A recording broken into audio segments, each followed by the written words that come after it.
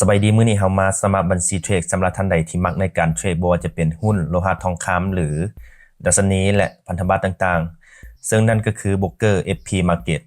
แต่ก่อนที่ทุกคนจะสมัครบัญชีแม่นให้ทุกคนไปตรวจสอบข้อมูลของระบบให้ละเอียดก่อนว่ามันมีความน่าเชื่อถือและเป็นที่นิยมเพียงใดโดยการเข้าไปที่ Google แล้วพิมพ์คำว่าWikit FX เนาะจะประมาณนี้จากนั้นพิมพ์ชื่อเว็บ FP Market ใส่ในซองค้นหาแล้วทุกคนจะเห็นข้อมูลของเว็บเนาะบ่ว่าจะเป็นคะแนนต่างๆและที่ตั้งของเว็บไซต์แล้วก็การจดทะเบียนอย่างต่างๆโอเคหลังจากที่เรากดสอบข้อมูลแล้วเรากลับไปเบิ่งวิธีการสมัครนำกันเลยซึ่งลิงก์สมัครแม่นได้แนบไว้ในใต้คลิปนี้หลังจากที่กดลิงก์เข้ามามันจะเข้าสู่หน้าต่างของการสมัครบัญชีซึ่งทุกคนสามารถเปลี่ยนภาษาก่อนก็ได้เนาะจากภาษาอังกฤษเป็นภาษาไทยเพราะว่าหลายคนก็อาจจะบ่ถนัดภาษาอังกฤษเด้โอเคหลังจากนั้นแม่นให้ทุกคนกดไปที่เริ่มเทรดจากนั้นมันก็จะเข้าสู่หน้าต่างของการสมัครบัญชีในส่วนที่1หรือว่าขั้นตอนที่1แม่นจะเป็นข้อมูลส่วนตัวโอเคข้อมูลส่วนตัวในห้องที่1จะเป็น Gmail นะให้ทุกคนป้อน Gmail ของตัวเองใส่หลังจากนั้นก็จะต้องได้ใส่ชื่อนามสกุลซึ่งข้อมูลในส่วนนี้มันต้องได้ใส่ตามบัตรประจำตัวหรือหนังสือพาสปอร์ตเนาะซึ่งทางเว็บก็เจ้าก็บอกว่าตามข้อมูลในหนังสือเดินทางหรือบัตรประจำตัวนะหรือประชาชนของคุณประมาณนั้นจากนั้นประเภทบัญชีมันให้ทุกคนเลือกเป็นส่วนบุคคลภูมิประเทศก็จะเป็นประเทศลาวเนาะลาวพีโพDemocratic Republic ประมาณนี้ในหัวข้อต่อไปคุณเป็นพลเมืองสหรัฐหรือบ่เฮาก็เลือกเป็นไม่ใช่หรือว่าระบบมันก็ติ๊กให้เป็นไม่ใช่อยู่แล้วภาษาที่ต้องการมันให้ทุกคนเลือกเป็นอังกฤษเลย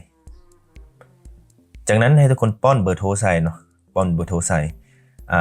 856ตามด้วย20แล้วใส่เบอร์โทรของทางจากนั้นให้ทุกคนกดติ๊กไปที่ I'm not a robot I'm not a robot โอเคหลังจากนั้นให้ทุกคนกดสอบข้อมูลคืนว่าเราใส่ข้อมูลทุกอย่างถูกต้องแล้วบ่เนาะซึ่งเว็บไซต์ตัวนี้มันจะอนุญาตให้เฉพาะคนที่มีอายุ18ปีขึ้นไปเนาะ18ปีขึ้นไปหลังจากที่ข้อมูลครบแล้วเราก็กดบันทึกและถัดไปจากนั้นมันก็จะเข้าสู่ส่วนที่2หรือว่าขั้นตอนที่2ซึ่งจะเป็นข้อมูลเพิ่มเติมเกี่ยวกับตัวเราเองวันเดือนปีเกิดให้ทุกคนใส่วันที่เดือนปีนะวันที่เดือนปีนะวันเดือนปีเกิดของตัวเองนั่นแหละต้องใส่ให้มันถูกตามบัตรประจำตัวหรือหนังสือพาสปอร์ตโอเคหลังจากที่ทุกคนใส่วันเดือนปีเกิดแล้วก็มาใส่บ้านเมืองแขวงในส่วนของบ้านเลขที่หมู่บ้านเนี่ยประมาณนั้นอำเภอเขาก็ใส่เป็นไซธานีเราเคยใส่เป็นไซธานีอำเภอนี่ครับเป็นภาษาลาวก็จะเป็นเมืองเนาะเมืองจากนั้นรหัสไปรษณีย์ให้ทุกคนไปเสิร์ชอยู่ใน Google ได้เนาะลาว Postal Code ประมาณนี้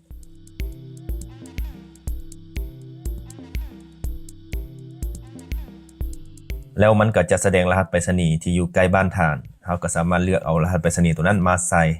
ส่ในห้องนี้โอเคจังหวัดก็จะเป็นแขวงนะผู้ใดอยู่แขวงใดก็ใส่ไปเลยข้อมูลทางการเงินตัวนี้ใส่เป็นประกอบ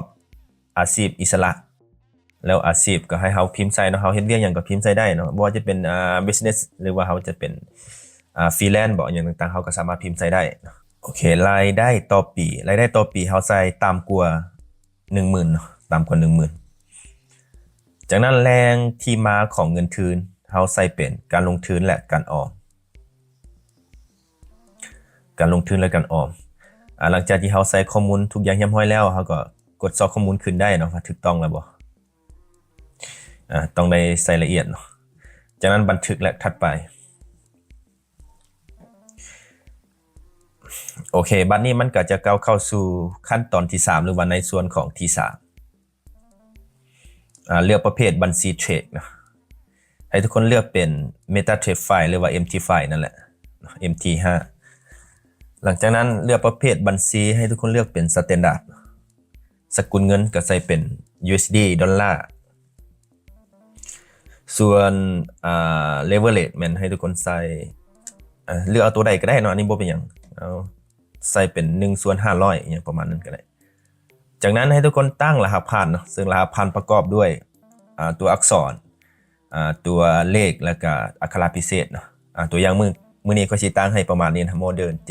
78ถ้าหากว่าเฮาใส่ถูกเนาะถ้าหากว่าเฮาใส่ถูกมันก็จะติ๊กให้อยู่หลุมส่วนยืนยันรหัสผ่านก็ใส่คือห้องที่1เลยเนาะ2ห้องนี้ต้องใส่คือกันหลังจากที่ใส่ข้อมูลทุกอย่างเรียบร้อยแล้วเฮาก็กดบันทึกและขั้นตอนถัดไปโอเคบัดนี้ขั้นตอนที่4หรือว่าในส่วนของที่4เนาะแบบสอบถามประสบการณ์การเทรดเฮาก็ใส่1ปีขึ้นไปหลังจากนั้นก็กดติ๊กแล้วก็ยอมรับเงื่อนไขและเปิดบัญชีประมาณนี้โอเคตอนนี้การสมัครบัญชีก็ใกล้จะสำเร็จแล้วเนาะเพราะว่าเฮาใส่ข้อมูลทุกอย่างยังไปเรียบร้อยแล้วแต่ว่าเฮาต้องได้ทำการตั้งพิงแล้วก็ยืนยันตัวตนก่อนโดยการเข้าไปตีข้อมูลส่วนตัวจากนั้นให้ทุกคนกดไปจากนั้นให้ทุกคนเลื่อนเนาะเลื่อนลงมาบนรูมนี่มันจะมีคำว่าโปรดคลิปที่นี่เพื่อรีเซ็ตพิงก็คือคล้ายๆคือรหัสบัตร ATM ของเรานะพิงเวลาเขาจะเข้าสู่ระบบอย่างต่างๆเนาะคือกับแอปพวกBCL บ่อย่างต่างๆเนาะเขาต้องได้ใส่พิงเขาใส่รหัสก่อนที่จะเข้าระบบได้อย่างประมาณนั้นกดไปที่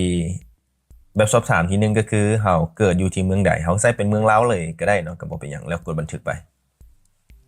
จากนั้นมันจะให้เราตั้งพิงเนาะพิงตัวนี้มันให้ทุกคนใส่ตัวเลขที่บ่ซ้ำกันเนาะบ่ว่าจะเป็น1 2 3 4 5 6หรือว่า5 6 7 8 9 102ห้องนี้ต้องใส่คือกันเนาะพิงโอเคหลังจากที่ทุกคนใส่แล้วก็บันทึกไว้พร้อมเนาะเพื่อว่าเฮาจะลืมเด้บัดนี้เฮาใช้กระเจ้าส่งข้อความรหัส OTP มาทาง Gmail เนาะเฮาเลือกเป็น Gmail หรือว่าใส่เป็นSMS ก็ได้เนาะก็บ่เป็นหยังหลังจากนั้นกดบันทึกไปมันก็จะส่งข้อความมาทางอีเมลของเฮาเนาะให้ทุกคนไป copy เอารหัส OTP ตัวนั้นมาป้อนใส่บอลนี้ป้อนลงไปเลย7607เนาะตามที่เราเห็นเมื่อกี้นี้หลังจากที่ตั้งพิงแล้วก็ใส่ OTP แล้วก็กดบันทึกจากนั้นมันก็จะเด้งออกแล้วก็ให้เราเข้าสู่ระบบเนาะในขั้นตอนตัวนี้เราต้องได้ใส่ Gmail แล้วก็รหัสผ่านของ Gmail และพิงที่เราตั้งเมื่อกี้นี้เนาะโอเครหัสผ่าน Gmail ก็คือเราตั้งบนBroker AP Market ในขั้นตอนที่1บ่ที่เราใส่นะแม่นบ่ที่1ที่2ประมาณนั้นแหละจื้อบ่ได้หลังจากที่ทุกคนใส่ข้อมูลแล้วก็กดเข้าสู่ระบบบัดนี้มันจะให้เรายืนยันตัวตนจะเป็นขั้นตอนสุดท้ายให้ทุกคนเข้าไปที่ข้อมูลส่วนตัวเลยแล้วกดไปที่เอกสารบนนี้ทุกคนจะเห็นว่าหลักฐานการแสดงตัวตนนี่ให้ทุกคนเลือกเป็นไม่ใช่ก็ได้ทุกคนสามารถใส่หนังสือพาสปอร์ตบัตรประจำตัวหรือใบขับขี่เนาะโอเคหลังจากนั้นหลักฐานการยืนยันตัวตนอันนี้ก็คือทางหน้าของบัตรประจำตัวเนาะให้ทุกคนไปเลือกเอาทางหน้าของบัตรประจำตัวหลังจากที่เลือกแล้วก็กดไปที่อัปโหลดซึ่งมันก็จะประมวลผลแล้วก็จะขึ้นคำว่าอัปโหลด successful ก็คือการอัปโหลดสำเร็จแล้วอย่างประมาณนั้นเขาจะบ่ได้submit เนาะตัวนี้ก็จะเป็นด้านหลังของบัตรประจำตัวหลังจากที่ไปเลือกแล้วก็กดไปที่อัปโหลดคือเก่าเนาะตัวนี้ซ้ำก็มันจะเป็นตัว submit เนาะหลังจากที่อัปโหลดไปแล้วเขาก็จะบ่ได้กด submit เลยตัวนี้ตัวที่2การยืนยันที่อยู่ตัวนี้มันที่จริงก็บ่ใส่ก็ได้แต่ว่าเขาใส่พวกค่าบินน้ำค่าไฟอย่างต่างๆก็ได้ก็บ่เป็นหยังหรือว่าใส่ด้านหลังของบัตรประจำตัวไปอีกหอบนึงก็ได้แล้วกดไปที่อัปโหลดคือเก่าโอเคตอนนี้ก็ document upload successful ก็คือเขายืนยันตัวตนเป็นที่เรียบร้อยแล้วเนาะหลังจากนั้นก็มีแต่รอท่าที่กระเจ้าจะอนุมัติเนาะแล้วมันจะมีข้อความเนาะแจ้งเตือนมาทาง Gmail ของเราว่าขอบคุณที่เลือก FP Market และเรามีความยินดีที่จะแจ้งให้คุณทราบว่าบัญชีของคุณได้รับการอนุมัติแล้วอย่างประมาณนี้เนาะตอนนี้กับบัญชีของเราก็สำเร็จเป็นที่เรียบร้อยเนาะบ่ว่าจะเป็นการสมัครบัญชีการยืนยันตัวตนแล้วก็การดัมพิงอย่างต่างๆซึ่งในคลิปหน้าเราก็จะสาธิตวิธีการฝากเงินถอนเงินหรือว่าวิธีการเทรดเงินต่างๆเกี่ยวกับพื้นฐานการเทรดเงินต่างๆนะซึ่งวิธีการฝากเงินก็มีหลายวิธีนะบ่ว่าจะเป็นฝากผ่านบัตรเครดิตเนาะ Visa Mastercard เนาะโอนเงินระหว่างธนาคารซึ่งหลายคนก็จะมักใช้ตัวนี้นะก็คือตัวคริปโตที่เป็น USDT เนาะเขาโอนจาก Binance บ่อย่างต่างๆหรือว่าวิธีการสมัครเงินอื่นๆก็คือเขาเติมเป็น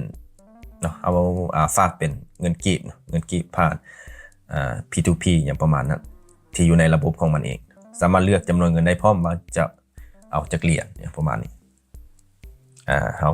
เอาเข้าเป็นเงินกีบแล้วก็จะสิตีเป็นเงิน USDT ให้โอเคแหละคลิปนี้ก็จะประมาณนี้นะวิธีการสมัครบัญชีเทรดหุ้นว่าจะเป็นดัชนีโทรหัสทองคำหรือForex คริปโตอย่างต่างๆขอขอบใจทุกคนที่เข้ามารับชมและแสดงความคิดเห็น